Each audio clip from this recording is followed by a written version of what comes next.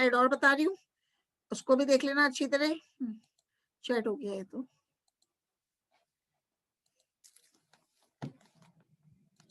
हाँ बेटा, इसमें देखना आप क्या बताया मैंने, इसको इलाज कर देते हैं थोड़ा। देखो बेटा, मैंने क्या बताया, आइसोपेंटाइल पायरोफॉस्फेट से, ये होगा बेटा मेबेलोनिक एसिड से, डायग्राम में देख रहे हो आइसोपेंटाइल पायरोफॉस्फेट का निर्माण हुआ। अब आइसोपेंटाइल पायरोफॉस्फेट से किसका, जिरेनाइल पायरोफॉस्फेट, ये दिखा रही हूँ, एरो घुमा रही हूँ, आइसोपेंटाइल पायरोफॉस्फेट से जिरेनाइल पायरोफॉस्फेट का निर्माण होता है, जिससे विभिन्न प्रकार के टर्पीन का संश्लेषण होता है।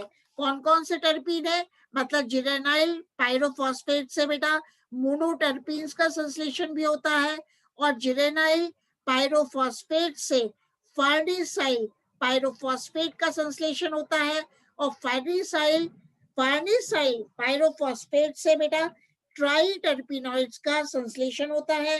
फिर ट्राइटर्पिनॉइड से बेटा फाइटोस्टेरॉल्स का संश्लेषण होता है, और ये फार्नेसाइल पायरोफॉस्फेट सेस्क्यूटर्पीन्स के संश्लेषण में भी मदद करता है। तो ये चित्र क्या दिखा रहा है, जो मेबेलोनिक एसिड है उससे आइसोपेंटाइल पायरोफॉस्फेट का संश्लेषण होता है, और आइसोपेंटाइल पायरोफॉस्फेट से बेटा जिरेनाइल पायरोफॉस्फेट का निर्माण होता है। तो ये मैं एरो घुमा रही हूँ, जिरेनाइल पायरोफॉस्फेट विभिन्न प्रकार के टर्पीन्स का संश्लेषण करता है।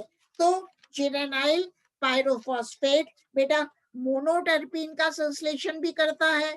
इसी प्रकार जिरेनाइल पायरोफॉस्फेट से फार्निसाइल पायरोफॉस्फेट बनता है, और ये फार्निसाइल पायरोफॉस्फेट सेस्क्यूटर्पीन्स का संश्लेषण करता है, और फार्निसाइल पायरोफॉस्फेट ही बेटा ट्राइटर्पिनॉइड्स का संश्लेषण करता है। अब यहाँ देखना, आइसोपेंटाइल पायरोफॉस्फेट से 3,3 डाइमिथाइल एलाइल पायरोफॉस्फेट का निर्माण होता है, और इस 3,3 डाइमिथाइल एलाइल पायरोफॉस्फेट से हेमीटर्पीन्स का निर्माण होता है। जो मैंने हेमीटर्पीन के बारे में क्या बताया था कि हेमीटर्पीन में केवल एक ही आइसोप्रीन इकाई पाई जाती है। तो 3,3 डाइमिथाइल एलाइल पायरोफॉस्फेट हेमीटर्पीन का निर्माण करता है, और फार्निसाइल पायरोफॉस्फेट फिर जिरेनाइल पायरोफॉस्फेट का निर्माण करता है, और जिरेनाइल पायरोफॉस्फेट फिर कैरोटिनॉइड्स का निर्माण करता है। तो वापस से एक बार शॉर्ट में बता रही हूँ इसको, 38 हो गए कि जो मेबेलोनिक एसिड है बेटा, जैसे कि डायग्राम में देख रहे हो, आइसोपेंटाइल पायरोफॉस्फेट का निर्माण करता है, और आइसोपेंटाइल पायरोफॉस्फेट से जिरेनाइल पायरोफॉस्फेट का निर्माण होता है, और इस जिरेनाइल पायरोफॉस्फेट से विभिन्न प्रकार के टर्पीन का संश्लेषण होता है।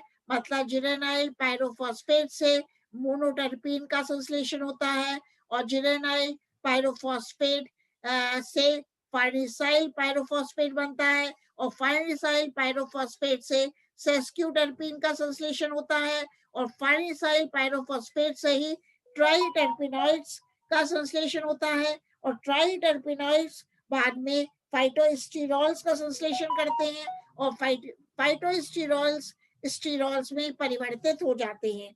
इसी प्रकार जो आइसोपेंटाइल पायरोफॉस्फेट है वो 3-3 डाइमिथाइल एलाइल पायरोफॉस्फेट में परिवर्तित हो जाता है, और 3,3 डाइमिथाइल एलाइल पायरोफॉस्फेट से हेमीटर्पीन्स का संश्लेषण होता है। तो अपन ने आज देखा कि टर्पिनॉइड्स के बारे में। अब फंक्शंस ऑफ टर्पिनॉइड्स क्या है, मतलब मोनोटर्पीन्स की तेज गंध परागन क्रिया के लिए कीटों को आकर्षित करने का कार्य करती है।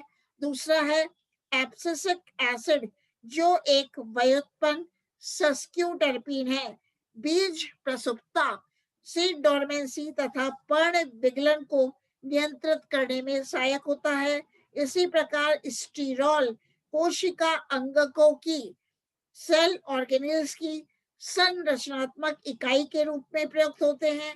चौथा है कैरोटीनॉइड्स सहायक वर्णक के रूप में प्रकाश संश्लेषण की प्रकाश अभिक्रिया में भाग लेते हैं।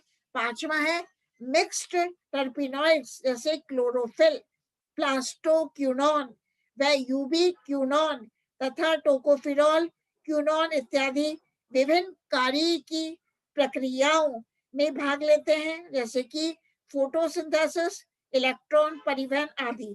व फिलोक्यूनिन या vitamin K1, फिलोक्यूनॉन vitamin K1 phosphorylation से संबंधित होता है। तो विटामिन के1 फॉस्फोराइलेशन से संबंधित होता है। इस प्रकार अपन ने आज देखा टर्पिनॉइड्स के बारे में, कैसे टर्पिनॉइड्स का संश्लेषण होता है। मेन तो ये याद रखोगे टर्पिनॉइड्स का संश्लेषण कैसे होता है, बायोसिंथेसिस ऑफ टर्पिनॉइड्स, और टर्पिनॉइड्स कितने प्रकार के होते हैं। ठीक है,